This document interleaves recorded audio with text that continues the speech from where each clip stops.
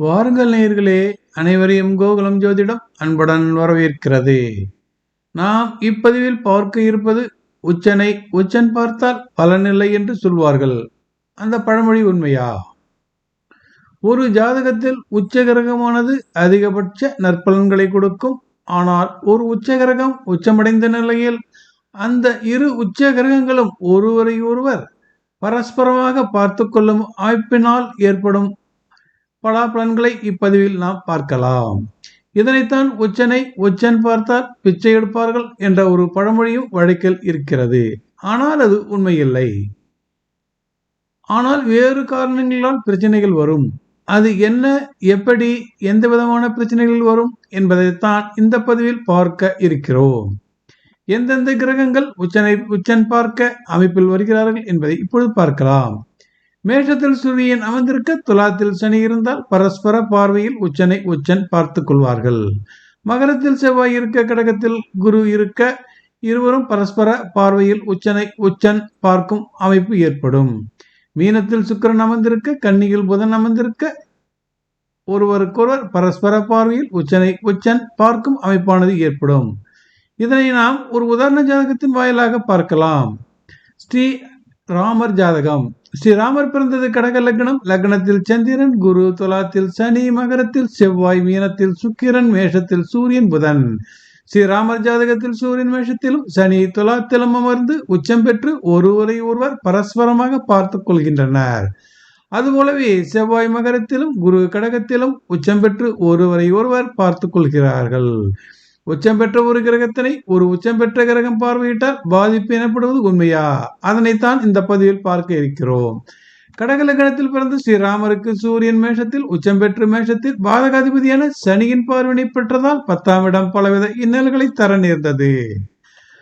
கடக லக்னத்தில் பிறந்த ஸ்ரீராமருக்கு சனி துலாத்தில் உச்சம் பெற்று துலாத்தின் பாதகாதிபதியான சூரியன் பார்வையினை பெற்றதால் 4ஆம் இடம் பலவித இன்னல்களை தந்தது. பொதுவாகவே சனி சூரியன் பார்வை சேர்க்கை பலன் தராது. ஆனாலும் உச்சம் பெற்றதால் இருவருமே பலம் பெற்று பாதக தொடர்பினை பெற்றதால், மீண்டும் சொல்கிறேன், பாதக தொடர்பினை பெற்றதால் அவர்கள் பலம் இழக்க நேரிட்டது. அதாவது சனியும் பாதகாதிபதி பார்வையினை பெற்றார், சூரியனும் பாதகாதிபதியின் பார்வையை பெற்றார். இந்த அமைப்பினோடு செவ்வாய் தனது 4ஆம் பார்வையால் சூரியனை பார்வையிடுவதும் சிறப்பல்ல.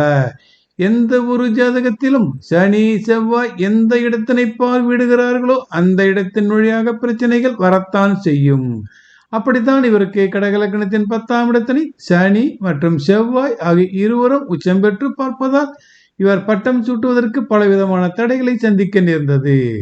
இவருக்கு கடக லக்னத்தில் குரு உச்சம் பெற்று மீனத்தில் உச்சம் பெற்ற சுக்கிரனையும் பார்வையிடுகிறார்.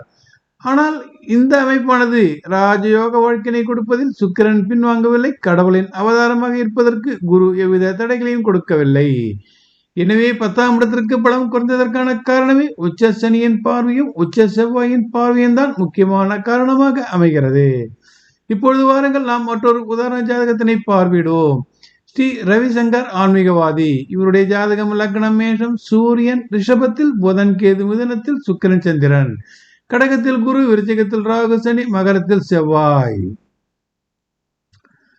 இவருடைய ஜாதகம் மேஷ லக்னம். லக்னத்தில் சூரியன், ரிஷபத்தில் புதன் கேது, மிதுனத்தில் சுக்கிரன் சந்திரன், கடகத்தில் குரு, விருச்சிகத்தில் ராகு சனி, மகரத்தில் செவ்வாய். இவருக்கு குரு கடகத்தில் உச்சம் பெற்று மகரத்தில் செவ்வாய் உச்சம். இருவரும் உச்சபலத்தில் பரஸ்பரம் தங்கள் பார்வைகளை பரிமாறிக்கொண்டனர். செவ்வாய் உச்சபலத்தில் லக்னத்தில் உள்ள உச்ச சூரியனையும் பார்வையிடுகிறார். ஆனாலும் உத்தியோகத்தில் இருந்த உச்ச செவ்வாயினை உச்ச குரு பார்வையிட்டும் அவருடைய புகழினையும் உலகளவில் அவருக்கு ஏற்பட்ட செல்வாக்கினையும் அதிகரிக்க செய்தது. பல லட்சம் மக்களை கவர்ந்த ஆன்மீகவாதிக்கு உச்ச கிரகங்கள் எதுவும் பாதகத்தன்மையினை பெறவில்லை என்பதால் உச்ச கிரகங்கள் உச்சத்திற்கு அவரை கொண்டு சென்றது. இப்பொழுது வாருங்கள் மற்றொரு உதாரண ஜாதகத்தினையும் பார்வையிடுவோம். சிரஞ்சீவி சினிமா நடிகர். இவர் பிறந்தது துலாம் லக்னம். லக்னத்தில் சனி, தனுசுவில் ராகு, மிதனத்தில் கேது, கடகத்தில் குரு, சிம்மத்தில் சூரியன், புதன், சுக்கிரன், செவ்வாய், கன்னியில் சந்திரன். இவருக்கு கடகத்தில் குரு உச்சம் பெற்றிருக்கிறார். அதாவது உச்ச குருவினை துலாத்திலிருந்து சனி உச்ச பலத்தில் பார்வையிடுகிறார். துலாத்திற்கு கடகமானது உத்தியோகம் குறிப்பிடுவதாகும். ஆனால் பாருங்கள், உச்ச சனி பார்வையால் இவரது உத்தியோகம் பாதிக்கப்படவில்லை. ஆனாலும் பாருங்கள், உச்ச குரு அமர்ந்த இடத்தில் உச்சம் பெற்றிருந்து பாதிப்பு எதுவும் இல்லை. எனவே உச்சனை உச்சன் பார்த்தால் பாதிப்புகள் இல்லை. ஆனால் இந்த அமைப்பில் சனி செவ்வாய் இருவரும் இணைந்து பார்த்தால் எந்த இடத்திலும் பார்க்கிறார்களோ அந்த இடமானது பாதிப்படையும். உச்சமடைந்த கிரகமானது பாதகாதிபதியின் தொடர்பினை பெற்றால் உச்ச பலனை கொடுப்பதில் தயக்கம் காட்டும். என்ன நேர்களே, நன்றி, வணக்கம். மீண்டும் பிறிதொரு பதிவில் சந்திப்போம்.